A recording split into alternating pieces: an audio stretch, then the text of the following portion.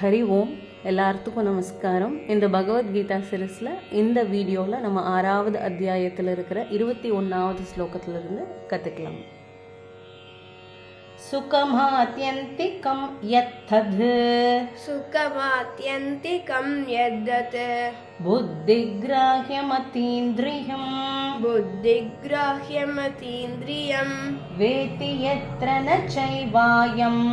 வேதி யத்ர ந சைவாயம் ஸ்திதಶ್ಚಲತಿ தத்வதः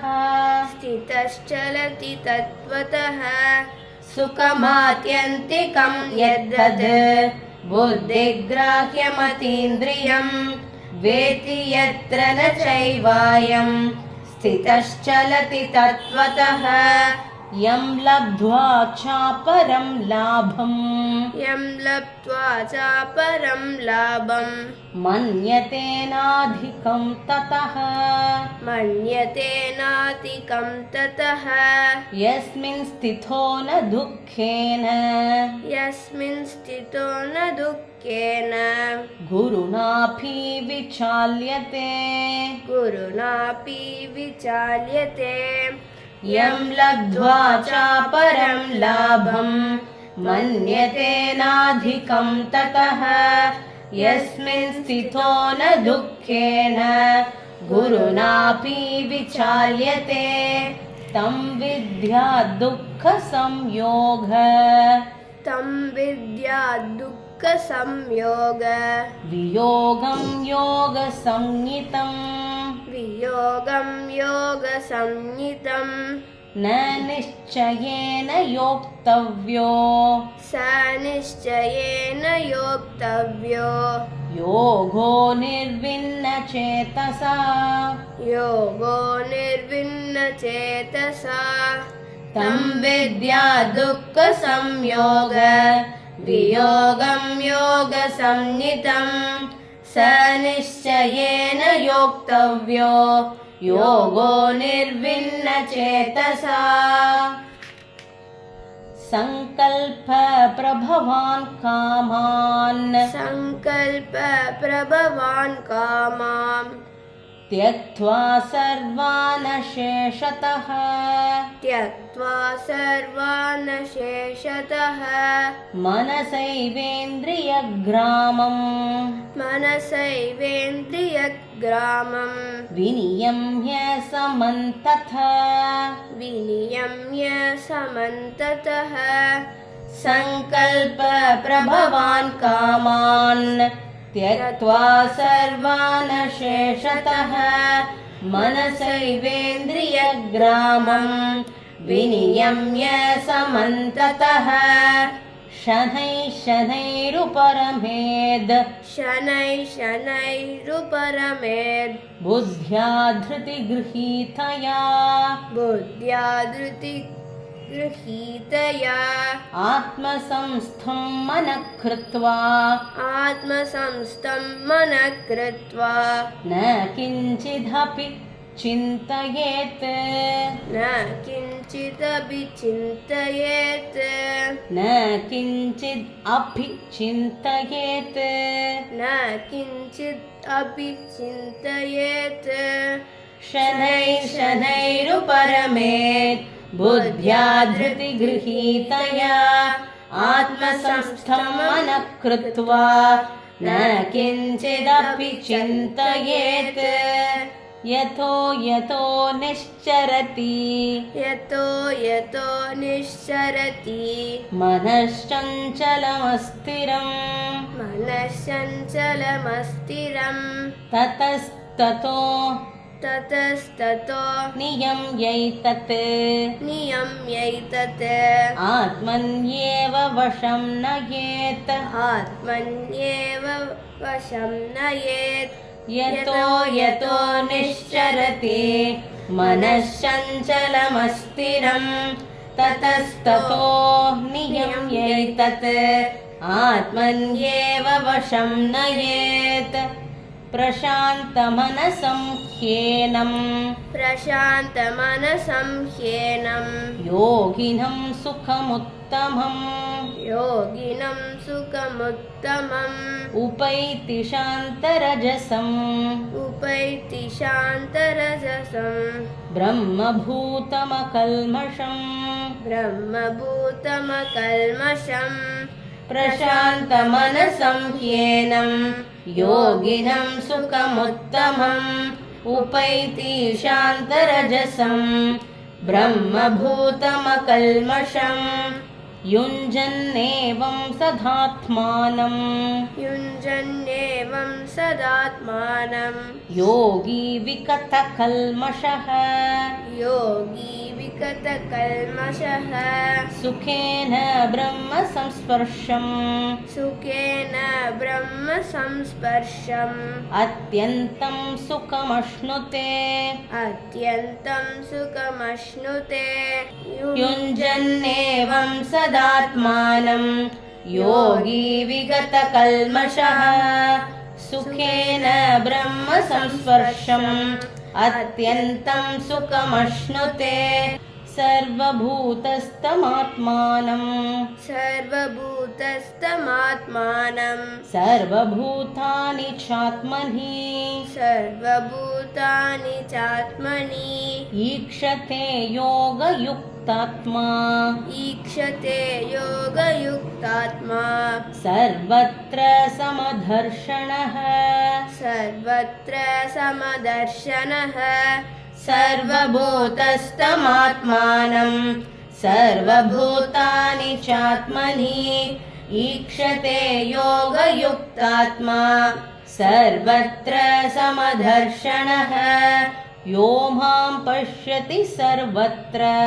यो मां पश्यति सर्वत्र सर्वं च मयि पश्यति सर्वं च मयि पश्यति तस्याहं न प्रणश्यामि तस्याहं न प्रणश्यामि स च मे न प्रणश्यति स च मे न प्रणश्यति यो मां पश्यति सर्वत्र सर्वं च मयि पश्यति तस्याहं न प्रणश्यामि स च मे न प्रणश्यति सर्वभूतस्थितं यो मां सर्वभूतस्थितं यो मां भजत्येकत्वमास्थितः भजत्येकत्वमास्थितः सर्वथा वर्तमानोऽपि सर्वथा वर्तमानोऽपि स योगी मयि वर्तते स योगी मयि वर्तते सर्वभूतस्थितं यो मां भजत्येकत्वमास्थितः सर्वथा वर्तमानोऽपि स योगी मयि वर्तते आत्मौपं येन सर्वत्र आत्मौपम्येन सर्वत्र समं पश्यति योऽर्जुन समं पश्यति योऽर्जुन सुखं वा यदि वा दुःखं सुखं वा यदि वा दुःखं स योगी परमो मतः स योगी परमो गतः परमो मतः परमो मतः आत्मौपं येन सर्वत्र समं पश्यति योऽर्जुन सुखं वा यदि वा दुःखं स योगी परमो मतः अर्जुन उवाच अर्जुन उवाच योऽयं योगस्त्वया प्रोक्तः योऽयं योगस्त्वया प्रोक्तः साम्येन मधुसूदन साम्येन मधुसूदन एतस्याहं न पश्यामि एतस्याहं न पश्यामि चञ्चलत्वात् स्थितिं स्थिराम् चञ्चलत्वात् स्थितिं स्थिराम् अर्जुन उवाच योऽयं योगस्त्वया प्रोक्तः साम्येन मधुसूदन एतस्याहं न पश्यामि चञ्चलत्वात् स्थितिं स्थिरां चञ्चलं हि मनः कृष्ण चञ्चलं हि मनः कृष्ण प्रमाथि बलवदृढं प्रमाथि बलवदृढं तस्याहं निग्रहं मन्ये तस्याहं निग्रहं मन्ये वायोरिव सुदुष्करम् वायोरिव सुदुष्करम् चञ्चलं हि मनः कृष्ण प्रमाथि बलवदृढं तस्याहं निग्रहं मन्ये वायोरिव सुदुष्करम् श्रीभगवानुवाच श्रीभगवानुवाच असंशयं महाबाहो असंशयं महाबाहो मनो दुर्निग्रहं चलम् मनो दुर्निग्रहं चलम् अभ्यासेन तु कौन्तेय अभ्यासेन तु कौन्तेय वैराग्येन च गृह्यते वैराग्येन च गृह्यते श्रीभगवानुवाच असंशयं महाबाहो मनो दुर्निग्रहं चलम् अभ्यासेन तु कौन्तेय वैराग्येन च गृह्यते असंयतात्मना योगो असंयतात्मना योगो दुष्प्राप इति मे मतिः दुष्प्राप इति मे मतिः वश्यात्मना तु यतता वश्यात्मना तु यतता शक्यो वाप्तुमुपायतः शक्यो वाप्तुमुपायतः असंयतात्मना योगो दुष्प्राप इति मे मतिः वश्यात्मना तु यतता शक्यो वाप्तुमुपायतः अर्जुन उवाच अयति श्रद्धयोपेतो अर्जुन उवाच अयते श्रद्धयोपेतो योगाचलितमानसः योगाचलितमानसः अप्राप्य योगसंसिद्धिम् अप्राप्य योगसंसिद्धिं कां गतिं कृष्ण गच्छति कां गतिं कृष्ण गच्छति अर्जुन उवाच अयति श्रद्धयोपेतो योगाचलितमानसः अप्राप्य योगसंसिद्धिं कां गतिं कृष्ण गच्छति कच्चिन्नो भयविभ्रष्टः कच्चिन्नो भयविभ्रष्टः छिन्नाभ्रमिव नश्यति छिन्नाभ्रमिव नश्यति अप्रतिष्ठो महाबाहो अप्रतिष्ठो महाबाहो विमूढो ब्रह्मणः पति विमूढो ब्रह्मणः पति कच्चन्नो भयविभ्रष्टः छिन्नाभ्रमिव नश्यति अप्रतिष्ठो महाबाहो विमूढो ब्रह्मणः पति एतन्मे संशयं कृष्ण एतन्मे संशयं कृष्ण चेतुमर्हस्य शेषतः चेतुमर्हस्य शेषतः त्वधन्यः संशयस्यास्य त्वधन्यः संशयस्यास्य चेता न ह्यपुपद्यते चेता न ह्यपुपद्यते एतन्मे संशयं कृष्ण चेतुमर्हस्य शेषतः त्वधन्यः संशयस्यास्य चेता न ह्यपुपद्यते श्रीभगवानुवाच श्रीभगवानुवाच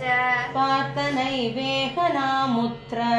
पातनैवेह नामुत्र विनाशस्तस्य विद्यते विनाशस्तस्य विद्यते न हि कल्याणकृत् कश्चिद् न हि कल्याणकृत् कश्चित् दुर्गतिं तात गच्छति दुर्गतिं तात गच्छति श्रीभगवानुवाच पार्थ नैवेह नामुत्र विनाशस्तस्य विद्यते न हि कल्याणकृत् कश्चिद् दुर्गतिं तात गच्छति प्राप्य पुण्यकृतां लोकान् प्राप्य पुण्यकृतां लोकान् उषित्वा शाश्वती समाः उषित्वा शाश्वती समाः शुचीनां श्रीमतां गेहे शुचीनां श्रीमतां गेहे योगभ्रष्टोऽभिजायते योगभ्रष्टोऽभिजायते प्राप्य पुण्यकृतां लोकान् उषित्वा शाश्वती समाः शुचीनां श्रीमतां गेहे योगभ्रष्टोऽभिजायते अथवा योगिनामेव अथवा योगिनामेव कुले भवति धीमताम् कुले भवति धीमताम् एतद्धि दुर्लभतरम् एतद्धि दुर्लभतरम् लोके जन्म यदीदृशम् लोके जन्म यतीदृशम् अथवा योगिनामेव कुले भवति धीमताम् एतद्धि दुर्लभतरम् लोके जन्म यदीदृशम् तत्र तं बुद्धिसंयोगम् तत्र तं बुद्धिसंयोगम् लभते भौर्वदेहिकम् लभते पौर्वदेहिकम् यतते च ततो भूयः यतते च ततो भूयः संसिद्धौ कुरु नन्दन संसिद्धौ कुरु नन्दन तत्र तं बुद्धिसंयोगम् लभते पौर्वदेहिकम् यतते च ततो भूयः संसिद्धौ कुरु नन्दन पूर्वाभ्यासेन तेनैव पूर्वाभ्यासेन तेनैव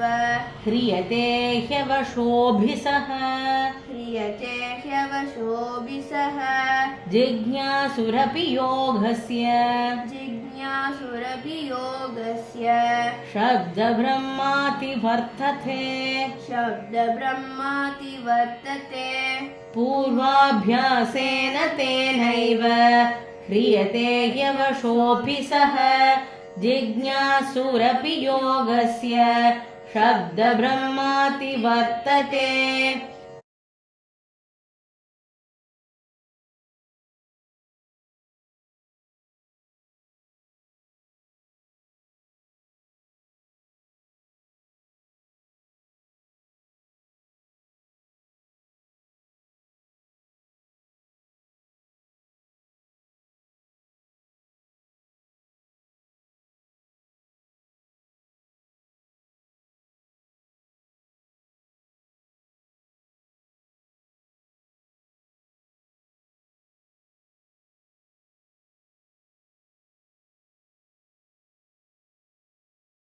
तपस्विभ्योऽधिको योगी तपस्विभ्योऽधिको योगी ज्ञानिभ्योऽपि मदोऽधिकः ज्ञानिभ्योऽपि मतोऽधिकः कर्मिभ्यश्चाधिको योगी कर्मिभ्यश्चाधिको योगी तस्माद्योगी भवार्जुन तस्माद्योगी भवार्जुन तपस्विभ्योऽधिको योगी ज्ञानिभ्योऽपि मदोऽधिकः कर्मिभ्यश्चाधिको योगी तस्माद्योगी भवार्जुन योगिनामपि सर्वेषां योगिनामपि योगिनामपि सर्वेषां मद्गतेनान्तरात्मना मद्गतेनान्तरात्मना श्रद्धावान् भजते यो माम् श्रद्धावान् भजते यो मां स मे युक्ततमो मतः स मे युक्ततमो मतः योगिनामपि सर्वेषां मद्गतेनान्तरात्मना श्रद्धावान् भजते यो माम् स मे युक्ततमो मतः. இப்போ 21வது ஸ்லோகத்திலிருந்து ஒட்டுக்கா நம்ம பாராயணம் பண்ணலாம். सुखमात्यन्तिकं यत्तद् बुद्धिग्राह्यमतीन्द्रियं वेति यत्र न चैवायं स्थितश्चलति तत्त्वतः यं लब्ध्वा चापरं लाभं मन्यतेनाधिकं ततः यस्मिन् स्थितो न दुःखेन गुरुणापि विचाल्यते तं विद्या दुःखसंयोग वियोगं योगसंज्ञितं स निश्चयेन योक्तव्यो योगो निर्विण्णचेतसः संकल्प प्रभवान् कामान् त्यक्त्वा सर्वान् शेषतः मनसैवेन्द्रियग्रामं विनियम्य समन्ततः शनैरुपरमेत् बुद्ध्या धृतिगृहीतया आत्मसंस्थं मनः कृत्वा न किञ्चिदपि चिन्तयेत् यतो यतो निश्चरति मनश्चञ्चलमस्थिरं ततस्ततो नियम्यैतत् आत्मन्येव वशं नयेत् प्रशान्तमनसं ह्येनं योगिनं सुखमुत्तमम् उपैति शान्तरजसं ब्रह्मभूतमकल्मषं युज्यन्नेवं सदात्मानं योगी विगतकल्मषः सुखेन ब्रह्मसंस्पर्शम् अत्यन्तं सुखमश्नुते सर्वभूतस्थमात्मानं सर्वभूतानि चात्मनि ईक्षते योगयुक्तात्मा सर्वत्र समदर्शनः यो मां पश्यति सर्वत्र सर्वं च मयि पश्यति तस्याहं न प्रणश्यामि स च मे न प्रणश्यति सर्वभूतस्थितं यो मां भजत्येतत्त्वमास्थितः सर्वथा वर्तमानोऽपि स योगी मयि वर्तते आत्मौपम्येन सर्वत्र समं पश्यति योऽर्जुन सुखं वा यदि वा दुःखं स योगी परमो मतः अर्जुन उवाच योऽयं योगस्त्वया प्रोक्तः साम्येन मधुसूदन एतस्याहं न पश्यामि चञ्चलत्वात् स्थितिं स्थिराम् चञ्चलं हि मनः कृष्ण प्रमाति बलवदृढं तस्याहं निग्रहं मन्ये वायोरिव सुदुष्करं श्रीभगवानुवाच असंशयं महाबाहो मनो दुर्निग्रहं चलम् अभ्यासेन तु कौन्तेय वैराग्येन च गृह्यते असंयतात्मना योगो दुष्प्राप इति मे मतिः वश्यात्मना तु यतता शक्यो वाप्तुमुपायतः अर्जुन उवाच अयति श्रद्धयोपेतो योगाचलितमानसः अप्राप्य योगसंसिद्धिं कां गतिं कृष्ण गच्छति कच्छन्नो भयविभ्रष्टः चिह्नाभ्रमिव नश्यति अप्रतिष्ठो महाबाहो विमूढो ब्रह्मणः पति एतन्मे संशयं कृष्ण चेतुमर्हस्य शेषतः त्वधन्यः संशयस्यास्य चेता न ह्युपपद्यते श्रीभगवानुवाच पार्थ नैवेह नामुत्र विनाशस्तस्य विद्यते न हि कल्याणकृत् कश्चित् दुर्गतिं तात गच्छति प्राप्य पुण्यकृतां लोकान् उषित्वा शाश्वती समाः शुचीनां श्रीमतां गेहे योगभ्रष्टोऽभिजायते अथवा योगिनामेव कुले भवति धीमताम् एतद्धि दुर्लभतरं लोके जन्म यदीदृशम् तत्र तं बुद्धिसंयोगं लभते पौर्वदेहिकं यतते च ततो भूयः संसिद्धौ कुरु नन्दन पूर्वाभ्यासेन तेनैव क्रियते ह्यवशोऽभिसः जिज्ञासुरपि योगस्य शब्दब्रह्माधिवर्तते प्रयत्नाध्यतमानस्तु योगी संशुद्ध किल्बिषः अनेकजन्म संसिद्धः ततो याति परां गतिं तपस्विभ्योऽधिको योगी ज्ञानिभ्योऽपि मधोऽधिकः कर्मिभ्यश्चाधिको योगी तस्माद् योगी भवार्जुन योगिनामपि सर्वेषां मद्गतेनान्तरात्मना श्रद्धावान् भजते यो मां स मे युक्ततमो मतः। ॐ तत्सदिति श्रीमद्भगवद्गीतासूपनिषत्सु